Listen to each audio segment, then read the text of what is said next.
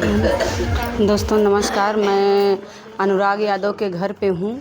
जौनपुर ज़िले में अनुराग के घर पे हूँ और यहाँ के परिवार यहाँ अनुराग की हत्या हुई है। उसका गर्दन धड़ से अलग हुआ है। 6 दिन हो गया और आज ये सब डीएम से मिल के आए हैं। बच्चियाँ हैं, थोड़ा बच्चियों से बात करूँगी कि डीएम जी क्या कहे हैं। बेटा मिलने गई थी डीएम जी से? हाँ। क्या वहाँ पे आश्वासन मिला? क्या हाँ, वो बोले हैं कि कार्रवाई हम जल्द से जल्द शुरू कर देंगे जी। और बस क्या है। तो क्या लगता है? हम कानून के भरोसे बैठे हैं। हमें जो लोग आश्वासन दे रहे हैं, डीएम जी बोले तो जाहिर सी बात वो करेंगे जी। हमको आश्वासन दिए कि हम कार्रवाई ज़रूर शुरू। आज नप रहा है ज़मीन और नप रहा था तो तहसीलदार उधर नाप रहे थे, पूरा गांव नाप रहे थे। प्रधान जी बहुत खफा हुए हैं। तो क्या लगता है कि वो गिर जाएगा नपने के बाद? ये तो मतलब अब वही बता सकते हैं। मतलब गिर जाए, नाप के ले गए गिर जाएगा। जब वो नाप के ले गए जाहिर सी बात है कोई तो कार्रवाई होगी ना। जी। होगी कि नहीं होगी? जब नाप के ले गए हैं तो गिरेगा ही, तभी नापे हैं। और गांव नापने की क्या ज़रूरत है भाई? वही तो प्रधान जी भी कह रहे हैं कि पूरा गांव नपेगा तो यहाँ पे तांडव मचेगा, यहाँ पे मारपीट फिर और ज़्यादा हो जाएगा और ज़्यादा यहाँ पे कत्ल होने लगेगा। जितना कब्जा है उतना ही नपना चाहिए। जहाँ विवादित है आप वहाँ जंजीर लगाइए। जी। पूरा गांव नापने की क्या ज़रूरत है? अगर पहले से पूरा गांव नपा होता, नहीं पहले से नपा होता, आज वो घर का लाल यहीं तुम्हारा भाई यहीं पे रहा होता, गया नहीं होता, बीच से गया नहीं होता। देखिए, पहले से कानून व्यवस्था बहुत लूज थी जी। प्रशासन बहुत ढीली थी जी। आज इतना सब कुछ होने के बाद भी मतलब प्रशासन इतनी ढीली पड़ गई थी कि हत्या तक हो गई। अगर प्रशासन थोड़ा टाइट रहती, दोनों पक्षों की बात सुनती तो ये ना होता। प्रशासन फिर यहाँ से राजस्व विभाग भी तो यहाँ टाइट नहीं थी, ढीली थी। जाहिर सी बात है तभी ऐसा हुआ ना। आज एक लाल चला गया, वो जो कुर्बान हो गया, ज़मीन के लिए कुर्बान हो गया। देखिए, उस ज़मीन से हमारा कुछ लेना देना नहीं है जी। और ना ही था। मतलब पहले जो था तो हम लोग कितने परिवार हैं यार, 5 बहनें 1 भाई। हम लोगों ने मतलब वहाँ समझौता कर लिया था, सुलह कर लिया। जितनी विवादित ज़मीन थी हमने उनको दे दिया था। छोड़ दिए थे सब। हाँ बिल्कुल। तब भी उसको संतुष्टि नहीं था। नहीं, और हमारे पट्टे की ज़मीन थी जो उस पे हमने मतलब रास्ता निकाला था। अब उनको क्या। अच्छा, जो रास्ता निकला वो पट्टे की ज़मीन है, और उसको भी सब बंद करना चाह रहे हैं। बिना मतलब का आया और ईंट हटाने की वजह से इतना बड़ा विवाद हो जाएगा। अच्छा, वहाँ पे ईंट उठ था, हटा दिए थे? नहीं, 2-4 ईंट ऐसे पड़ी थी तो वो रास्ते से। इसका मतलब वो साजिश था कि यहाँ पे डाल दें ईंट, ईंट हटाएंगे, सब जरूर हटाएंगे। साजिश थी, मतलब वो नहीं डाला था, कहीं से भी आई होगी ईंट। रास्ता है भाई, कोई भी फेंक देगा। अच्छा। तो बस वही ईंट वो हटा रहा था, इसीलिए वो चिल्लाया उधर से। इतनी बड़ी उसका सजा, ये थोड़ी ना ईंट हटाने के बाद हटा दिया बच्चा, इतनी बड़ी सजा, उसका गर्दन उड़ा दिया गया। देखिए वही बात ना, मन बढ़े ही। देखिए आप, ये लोग पहले से मन बढ़े, बिना साजिश के। अभी आप जैसे हैं वैसे भागेंगे। ये सब क्रिमिनल हैं, सब क्रिमिनल तो है ही है। देखिए हमारे आपके उग्रवादी लग रहा है, उग्रवादी है, यहाँ से उखाड़ के इन्हें फेंकना चाहिए। जाहिर सी बात है, जाहिर सी बात है। इनको तो यहाँ आना नहीं चाहिए। प्रशासन को ऐसा करना चाहिए कि ये दोबारा गांव में दिखे ही नहीं। अगर मान लीजिए अगर हो सकता है छूट के आ जाएं तो फिर सब परेशान करेंगे। हो सकता है कैसा भैया, अगर ऐसे ही प्रशासन चलता रहा, ऐसे लूज व्यवस्था रही तो जाहिर सी बात है वो छूट जाएंगे। तो आप लोग डीएम के यहाँ गए थे, प्रशासन से, योगी से क्या मांग कर रहे हैं?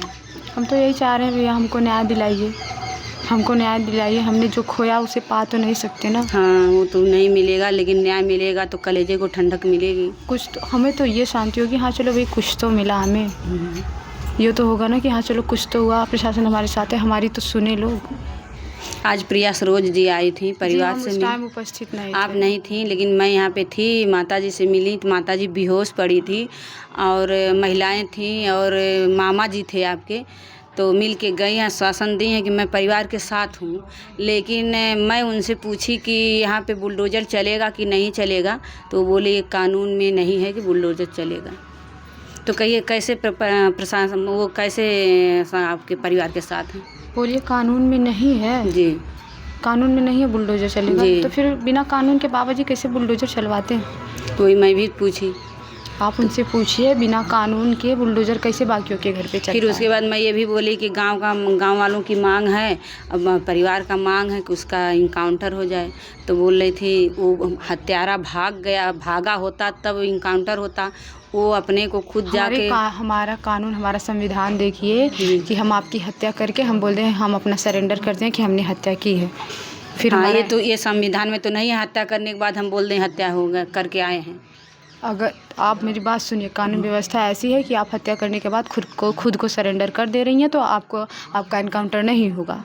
अब मंगेश यादव का तो उसको भी तो पुलिस पकड़ी थी, वो भी पुलिस के कब्जे में था, तब कैसे उसका इनकाउंटर हो गया? ये बात आप प्रशासन से पूछिए। हाँ, ये तो भी ये बात प्रशासन से पूछिए।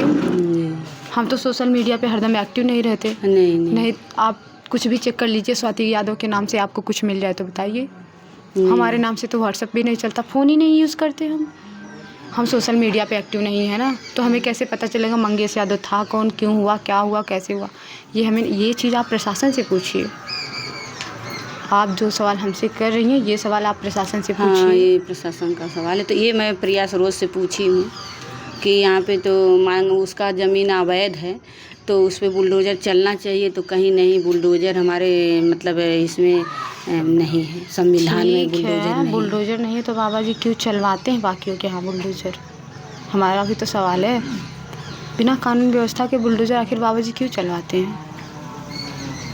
अभी किसी नेता का लड़का गया होता तो ये जो आप खड़ी हैं ना, यहाँ पे गड्ढे की तरह खोद दिया गया होता। मतलब हम गरीब लोग हैं, हमारी कोई सुनवाई नहीं भैया।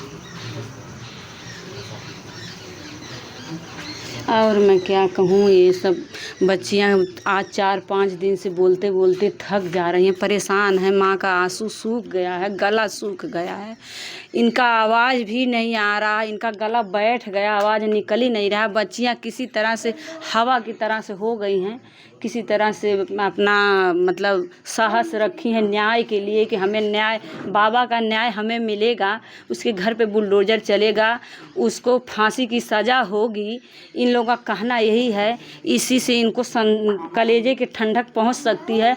इनका जो भाई गया है, इनके कलाई, इनका जो राखी गई है, इनके भाई का कलाई जो चली गई है, ये बहन अपने राखी को लेके इनका धागा रोएगा। जब तक ये जीवित रहेंगी बच्चियां, तब तक भाई के कलाई में धागा बांधने के लिए धागा लेकर बैठेंगी। बच्चियां तो रोएंगी, लेकिन मेरा भैया रूह कांप जा रहा। बच्चियां तो रोएंगी, लेकिन इनका राखी का धागा रोएगा, और माँ की कोख रोती रहेगी, माँ का आंचल रोता रहेगा। माँ की जो बुढ़ौती बेकार हो गई, इनका समय बहुत ख़राब हो गया।